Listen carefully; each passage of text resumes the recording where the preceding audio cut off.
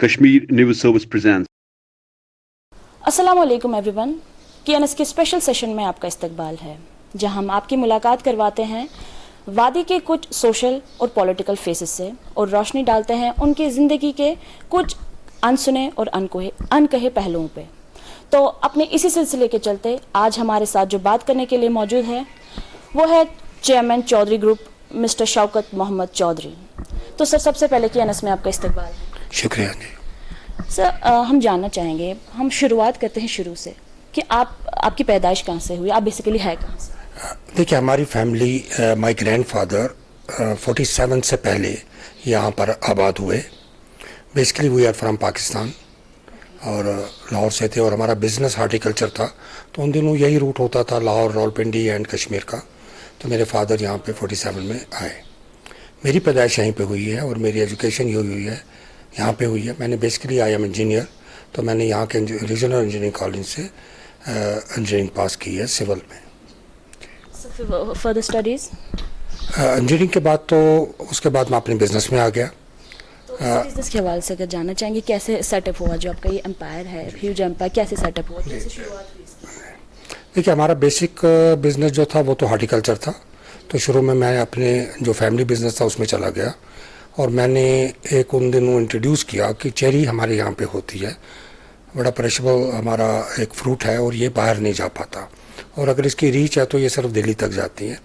तो उस वक्त मैंने कोशिश की, मैंने कार्डबोर्ड बक्स बनवाए और हमने बाई ईयर कोशिश करके इसको बॉम्बे भिजवाया, और माशाल्लाह वहाँ अच्छे रेट्स आए और वो आजकल कामयाब है। अब हमारी चेरी का मैक्सिमम जो क्रॉप है वो बॉम्बे जाती है बाई ईयर, और लोगों को अच्छे रेट मिलते हैं। उसके बाद 2000 में मेरी बाकी फैमिली तो हार्टिकल्चर में ही रही, लेकिन मैंने अपना बिज़नेस थोड़ा सा चेंज किया और मैंने हैट्रिक फूड की बुनियाद डाली। जैसे आपको मालूम है कि इस वक्त हैट्रिक फूड सबसे वैली की बिगेस्ट चेन है, और उसके बाद हमारे इस वक्त 26 आउटलेट्स हैं, फ्रेंचाइजी हैं, और बहुत हमारा जो अपने हैट्रिक में तकरीबन 400 लोगों को रोज़गार है मिल रहा है, और हमारे ग्रुप में तकरीबन 800 लोग काम करते हैं, जिसमें हमारा पेप्सी का C&FA है। और उसके बाद हमने 2013 में मैंने सोचा कि हमारे पास लैंड जुकरा में थी जो हमारे फादर्स ने वारस में मुझे मिली, तो मैंने सोचा कि अब हमें कुछ ऐसा काम करना चाहिए जो कम से कम यहाँ के लोगों के लिए हो। तो उसके लिए बेटर ये है कि यहाँ पर एक अच्छा एजुकेशन इंस्टीट्यूट डाला जाए। तो हमने हैट्रिक पब्लिक स्कूल यहाँ पे शुरू किया, और बहुत बढ़िया इसका इंफ्रास्ट्रक्चर, क्योंकि हम एक ऐसा स्कूल बनाना चाहते थे जो बाहर के स्कूलों से मुकाबला करे। क्योंकि आपने देखा कि यहाँ या तो हमारे स्कूल हैं जो बाहर के फ्रेंचाइजी हैं, DPS है, बर्नाल है, बिस्को, ये सब बाहर के हैं। तो हम यहाँ पे हमने शुरुआत की, लेकिन शुरुआत करने के बाद मैंने 2-3 साल में देखा, और हालात भी बीच में ख़राब हुए, सैलाब आ गया, फिर 2016 का मसला हुआ, 19 का हुआ। तो हमारे यहाँ पे बेसिक जो लोगों को हम देना चाहते हैं उसके लिए हमारे पास यहाँ है नहीं इंतज़ाम। अगर हम अपने टीचर को देखें तो हमारे टीचर वेल ट्रेन नहीं हैं जैसे बाहर के हैं, और हमारे पास वो मैथोडोलॉजी नहीं है जो बाहर है। तो फिर इस साल हमने डिसाइड किया, क्योंकि हमने जब स्कूल डाला था तो हमने इसी बुनियाद पे डाला था, इसको नेशनल और इंटरनेशनल लेवल पे इसको बनाया जाएगा। तो इस साल हमने अपने जो है इसमें टाई अप किया विद द इंटरनेशनल DPS, और अब हमने उनके साथ जो हमारा टाई अप हुआ है, तो जो हमारा आने वाला सेशन है उसमें IDPS यहाँ पे काम होगा, और पूरा स्कूल जो है वो रन करेगी society with the new and international technology के साथ। तो कैसे आपने मन बनाया, आपके ख्याल में कैसे, क्योंकि आपके कहने से आप इंजीनियर रहे हैं, आप इंजीनियरिंग की पढ़ाई की है, तो कैसे आप इस बिज़नेस में आए? क्योंकि स्टडीज़ के बाद फिर क्या ख्याल, कुछ हुआ, कोई ऐसा इंसिडेंट जिसकी वजह से नहीं, देखिए, मैं जब छोटा था तो हमारे ग्रैंडफादर कहते थे कि हमें ऐसे बिज़नेस करने चाहिए जिनमें लोगों को रोज़गार मिले। तो मेरे पास चॉइस थी आफ्टर इंजीनियरिंग, क्योंकि मेरे दोस्त अगर आज मैं देखूं तो वो चीफ इंजीनियर हैं, दूसरे लोग हैं, तो मेरे पास भी चॉइस थी कि मैं जॉब कर लेता। लेकिन उसमें शायद वो मेरे दिमाग में मेरे ग्रैंडफादर और फादर की बात बैठी थी कि हमें ऐसा बिज़नेस हो जिसमें लोगों के लिए रोज़गार मुहैया हो। तो उसी बुनियाद को देखते हुए मैंने ये बिज़नेस शुरू किया, कि ऐसे बिज़नेस शुरू किए जिसमें ज़्यादा से ज़्यादा लोगों को रोज़गार मिले। नीता जी, देखिए, ऐसा है कि कश्मीर के हालात आपको मालूम है कि शुरू से ख़राब हैं, और अगर ये आप समझेंगे हम कि बाहर से हमारे लिए लोग आएंगे मदद करेंगे, शायद वो चीज़ हमें दिमाग से निकालनी है। आज हर कश्मीरी को ये सोचना है कि उसको अपनी मदद खुद करनी है, हमें नई चीज़ें लानी है, नए सेटअप करने हैं, हमने अपनी इकानमी को, अपने स्टेट की इकानमी को खुद खड़ा करना है। तो उसी बुनियाद पे हम अपने जितने ग्रुप हैं, और मैं बाकी लोगों को भी, क्योंकि मैं प्रेसिडेंट भी हूँ JNK private school coordination committee का, तो मेरी ये हमेशा कोशिश होती है कि लोगों को इस बात पे ज़्यादा मैं कहूँ कि वो अपने तौर पे हम खड़े हों, अपनी मदद एक दूसरे की करके हम खड़े हो जाएं। So during achieving your goals तो क्या क्या हर्डल्स आई, क्योंकि दिक्कतें क्या क्या सामने आई हैं? हर्डल देखिए, कोई अगर आदमी हिम्मत करे और उसकी नीयत ठीक हो, मुझे नहीं लगता कोई हर्डल्स होती हैं।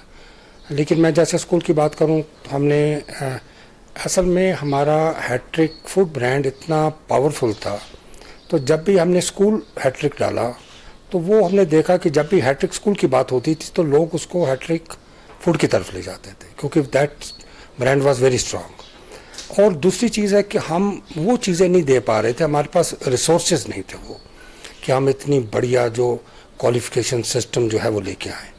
फिर मैंने इसमें स्टडी की तो मैंने पता चला कि हमें इसके लिए एक इंटरनेशनल ब्रांड हमें लाना चाहिए यहाँ पे, क्योंकि देखिए हमारे बच्चे बाहर नहीं जा सकते, बाहर भी उनके लिए मुश्किलात हैं। तो मैं चाह रहा हूँ कि हमारे बच्चों के लिए एक इंटरनेशनल स्टैंडर्ड उनके कश्मीर में हो। हमारी बच्चियाँ हैं, वो बाहर जाने में उनको प्रॉब्लम है, हमारे बच्चे हैं, और आपको मालूम है कि बच्चों की बेस तो शुरू से बनती है, जो उनकी प्राइमरी एजुकेशन होती है। तो अभी देखिए हमने जो ये शुरुआत कर रहे हैं, और मैं खुद हैरान हो गया, हाल हमने हैट्रिक पब्लिक स्कूल में भी बहुत ज़बरदस्त मेहनत की और काम किए, लेकिन जब मैं IDPS में गए तो हमें पता चला कि हमें बहुत सारी चीज़ें हम नहीं कर पा रहे थे जो अब हमारे स्कूल में आ रही हैं। तो इसलिए मेरी कोशिश होगी कि एक कम से कम सोसाइटी को एक अच्छा एजुकेशन सिस्टम हम दें जो इंटरनेशनल स्टैंडर्ड का हो, क्योंकि आजकल कंपटीशन ज़्यादा है, हमारे बच्चों को मुकाबला करना है बाहर के बच्चों के साथ, उनका एजुकेशन सिस्टम दिन ब दिन आगे जा रहा है, तो ऐसा एक स्कूल हम यहाँ पे लाना चाहते थे। सो सर, अगर हैट्रिक फूड्स की बात करें, so what are the main challenges you face during this lockdown? देखिए लॉकडाउन में तो एक हालात ऐसे हैं कि उस वक्त भी टोटल पूरे वर्ल्ड का, पूरे कंट्री का और स्टेट का जो है इकॉनमी बैठी है और वो सफ़र कर रहे हैं। लेकिन हमारे लिए ये लॉकडाउन आज का लॉकडाउन नहीं है, हमारा तो लास्ट ईयर ही से आपको मालूम है कि 5 अगस्त से, फिर 2019 में, फिर 16 में जाएं तो कश्मीर की इकॉनमी में हमने बहुत ज़्यादा सफ़र किया है। लेकिन फिर भी खुदा की मेहरबानी है कि मुझे लगता है कि ये खुदा की मदद है कि हम लोग, कश्मीर के लोग फिर खड़े होते हैं और फिर मेहनत करते हैं और इसमें हम लेके जाते हैं। और हैट्रिक फूड में भी जो हमारी चीज़ रही, आपने देखा होगा कि पहले यहाँ पे जो हमारी बेकरीज थी उन पे एक लिमिटेड चीज़ें होती थी, वो इंटरनेशनल लेवल की चीज़ें नहीं होती थी। दिल्ली में जो बेकरी वो नहीं, हमने वही 2 4 5 चीज़ों पे ही चलते थे। बाकर खानी है, अगर पेस्ट्री है तो 3 किस्म की होगी। लेकिन जब हमने हैट्रिक फूड शुरू किया तो हमने इसमें टोटल जो इंग्रेडिएंट्स थे वो टोटल इम्पोर्टेड थे, और जो क्वालिटी थी वो बिल्कुल इंटरनेशनल स्टैंडर्ड की थी। और हमने कोशिश की कि इसको क्वालिटी तो अच्छी दें, लेकिन साथ साथ में हमने ये कोशिश की कि इसकी रेट ज़्यादा ना हो ताकि लोगों के लिए अफोर्डेबल हो। दूसरी बात थी कि अगर हम इसके लिए हमने यूनिट्स भी हर डिस्ट्रिक्ट में डाले ताकि लोगों को ज़्यादा दूर न जाना ना पड़े और लोग अपने नज़दीक ही हमारे प्रोडक्ट को ले लें। तो हैट्रिक फूड्स की ही बात करते हैं, तो वो जो गाइडलाइंस है, किस गाइडलाइंस के अंडर आप काम कर रहे हैं इस लॉकडाउन के थ्रू? देखिए सबसे बड़ी बात है कि हमारी जो ग्रुप की ये रही है ख़ास चीज़, वो रही है क्वालिटी। हम सबसे ज़्यादा जो तवज्जो देते हैं क्वालिटी एंड हाइजीनिक पे देते हैं। तो हाइजीनिक में बहुत सारी चीज़ें आ जाती हैं कि भाई आपकी प्रोडक्शन कैसी है, आपकी पैकिंग कैसी है। अगर हम बहुत अच्छी चीज़ डाल के एक अनहाइजीनिक पैकिंग में डालेंगे तो वो भी नहीं। अभी आपने देखा कि हमारे कश्मीर में हमारा रवाज होता था कि पहले जितनी भी बेकरी में हम जाते थे तो प्रोडक्ट जो होते थे लूज़ होते थे, खुले पड़े होते थे, बिस्किट हैं दूसरे। लेकिन जब हमने इंट्रोड्यूस किया तो हमने हर चीज़ को पैक किया, और पैक भी इस तरीके से किया कि वो लॉकिंग सिस्टम से हो, ताकि जब लोग लें तो उनको वो चीज़ बिल्कुल लॉक में पैकिंग में मिले और वो खुद उसका लॉक खोलें और खाएं। तो अभी अगर इस लॉकडाउन की ही बात मैं कर रही हूँ कि जो SOPs है उनको फॉलो करना है, तो आपके लिए क्या क्या गाइडलाइंस दी गई है, स्पेशली बेकर्स के लिए, कि जैसे कितने लोग, अभी कितने लेबर्स काम करने चाहिए? देखिए इसमें हमारी खुशकिस्मती ये रही कि हमारे पास क्योंकि जगह अपनी है और हमारे पास जितने लोग काम करते थे वो इन हाउस हैं, क्योंकि हमारे क्वार्टर यहीं पे हैं, क्योंकि बाहर बाकी लोगों के शायद पॉसिबल ना हो, लेकिन हमारे पास क्योंकि we have a 250 kanal of land, जिसमें 100 कनाल स्कूल के लिए बाकी है, तो हमारे जितने भी स्टाफ काम करता है, चाहे वो कश्मीर का है चाहे बाहर का है, तो इन हाउस रहता है। तो जिस वक्त लॉकडाउन शुरू हुआ और जो हुए, तो हमारे जितने भी लोग थे वो इन हाउस थे। तो उसके बाद उनके टेस्ट करवाए गए और उसके बाद हमारी डीसी साहब से, आपको मालूम है आवर डीसी साहब इज़ वेरी डायनामिक पर्सन, और उन्होंने बहुत बड़ा उनका रोल है इस वक्त जो हमारा इसके लॉकडाउन में उनका रहा है। तो उन्होंने जो भी हमें गाइडलाइंस प्रोवाइड की कि किस तरीके से आपको आपका जो प्रोडक्शन का हो उसको कैसे करना चाहिए, मास्क हो, उसके सैनिटाइज़र्स हों, हाथ धोने के लिए बाकी चीज़ें हों, उनकी किट्स हों, तो उन सब को फॉलो किया गया। और मुझे लगता है कि जो पहले हम करते थे शायद उस वक्त इतनी एहतियात ना होती हो, लेकिन इस वक्त हम 100% कोशिश करते हैं कि पूरी जो गवर्नमेंट की SUPs हैं ये हमारे लिए हैं, ये आपके लिए हैं, हमारे लिए हैं। जब हम वो चीज़ें तो हम भी खाते हैं अब, एक तो इसलिए पहले हमें यह सोचना है कि ये चीज़ें हमारे मेरी फैमिली भी खाती है, मेरे दूसरे रिश्तेदार में, तो हमें ऐसी चीज़ होनी चाहिए जिससे बिल्कुल लोग 100% प्योर हों कि भाई हमें कोई गलत चीज़ नहीं मिल रही है। So sir, as a businessman आपका क्या कंट्रीब्यूशन रहा है अभी? देखिए, लॉकडाउन में मैं समझता हूँ मेरा ये कंट्रीब्यूशन रहा कि मैंने अपने स्टाफ को ऑफ नहीं किया। आपने देखा कि बहुत बड़े बड़े ग्रुप्स में लोगों ने अपने स्टाफ को निकाल दिया। अब हमारे जितने भी एम्प्लॉइज़ हैं, देखिए उनका तो दारोमदार इसी पे होता है, तो हमने एक भी एम्प्लॉइज़ की छुट्टी नहीं की। हमने उनको अपने साथ रखा क्योंकि अच्छे दिन में हमारे साथ थे, और हमने किसी की सैलरी नहीं की, काटी नहीं, कम नहीं की, फुल सैलरी दी और सभी को अपने साथ रख के चलाया। चाहे हमारी प्रोडक्शन कम थी, चाहे हमारे वो खर्चे नहीं निकल रहे थे, लेकिन हमने अभी तक ये कोशिश हमने की है कि हमारा स्टाफ हमारे साथ रहे और उनको फुल सैलरी मिले। सर, मेरा क्वेश्चन रहेगा आपसे कि जो भी आपका ये टाइम स्पैन अपने बिजनेस को अचीव करने के दौरान कोई ऐसा वाकया है जो आप हमारे साथ शेयर करना चाहेंगे ताकि लोगों को इंस्पिरेशन मिले उससे? देखिए, मेरा ये बिलीव जो मैंने आपसे पहले ही कहा कि रहा कि अगर आप एक क्वालिटी प्रोडक्ट देते हैं, मैं अपने यंग जो हमारे एंटरप्रेन्योर आ रहे हैं, मैं उनके लिए भी ये बात कहना चाहूँगा कि हम कंप्रोमाइज़ कर जाते हैं।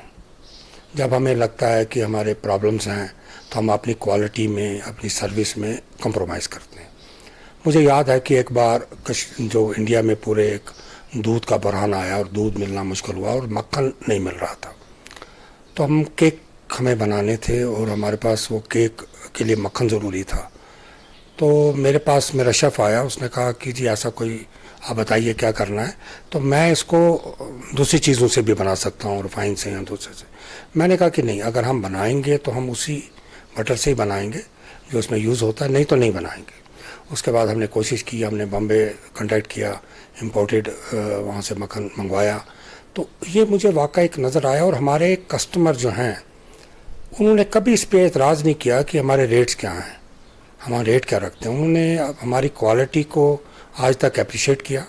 और मुझे लगता है कि जो मुझे फीडबैक हमारे आते हैं, हाँ कुछ लोगों की 2-3% का आता होगा कि ये भी कुछ चीज़ें उनको किसी वक्त किसी चीज़ से खाने पीने की चीज़ है, कभी हो भी जाता है, लेकिन 98% लोगों का जो साथ हमें मिला वो एक बूस्ट था मेरे लिए कि नहीं भाई, ये क्वालिटी अगर आप अच्छी रखेंगे, सर्विस अच्छी रखेंगे, तो कोई राह आपको रोक नहीं सकती है। तो इसलिए मैंने ये चीज़ें जो की हैं। और मुझे दूसरा है कि जब मैंने हार्टिकल्चर किया तो मुझे याद है कि यहाँ हालात ख़राब थे, मिलिटेंसी थी, और हम रात को अपना चेरी लोड करते थे। उस वक़्त भी हमने एक हिम्मत रखी कि नहीं, हमारा कश्मीर की इकॉनमी बहुत सारे लोगों का जो हार्टिकल्चर पे डिपेंड करती है, और चेरी के बाग होते हैं तो उनका बेसिक आमदनी वही होती है। तो हमने उन हालात में भी अपनी चेरी को बाई एयर बाहर पहुँचवाया।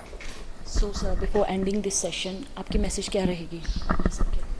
हाँ, मेरी जो यही है कि ये हालात कश्मीर में नए नहीं हैं। ठीक है, ये कोरोना का भी जो है ये वो टाइम गुजर जाएगा, तो हमारे जितने बिजनेसमैन हैं, no doubt they are in problem. और गवर्नमेंट की तरफ से देखिए, मैं आपसे कहूँ कि कोई मदद नहीं हुई सेंट्रल गवर्नमेंट से, और एक लोन दिया गया, लेकिन लोन तो आपको वापस करना है, और जब हम पहले लोन में ही नहीं चुका पा रहे हैं। लेकिन हमें उस चीज़ को अब हमने ये सीखा कि अब हमेशा हम मांगने में कहते हैं जी बाहर से हमें क्या मिलेगा, तो हमने एक ही इसमें एक नई चीज़ मैंने एक जो स्लोगन किया है कि let us grow together. Kashmir के लोग जो हैं वो हम आपस में मिलकर ग्रो करें। जैसे मैंने आपको दिया कि अगर किसी के घर जाना है, हमारा फ्रूट है, हम घर जाते हैं, कोई जूस का डब्बा ले जाता है, कोई पेप्सी का ले जाता है, कोई इवन बेकरी भी ले जाता है, तो क्या हम चेरी का डब्बा नहीं ले सकते? क्या हम अपने फ्रूट का डब्बा नहीं ले सकते? हम शादियों पे बड़े बड़े वो लोगों को जो देते हैं डब्बे बना के, तो उसमें एक मजमा ऐसा भी होना चाहिए जो फ्रूट का हो, ताकि हमारा वो जो इस वक्त हिट हो रहा है हमारा हॉर्टिकल्चर वो ग्रो करे। तो इसका मतलब ही है कि लेट अस ग्रो टुगेदर, हम मिलजुल के आपस में ग्रो हो। Thank you sir. तो ये थे हमारे साथ chairman of Chaudhary group mister Shaukat Mohammad Chaudhary. तो मिलते हैं ऐसी और एक शख्सियत के साथ। आप देखते रहिए कश्मीर न्यूज़ सर्विस, हर छोटी बड़ी खबर के लिए। हमें दीजिए इजाज़त with video journalist Suhail Nayak. This is Rahnida, Kashmir news service, Srinagar. Thanks for watching Kashmir News Service.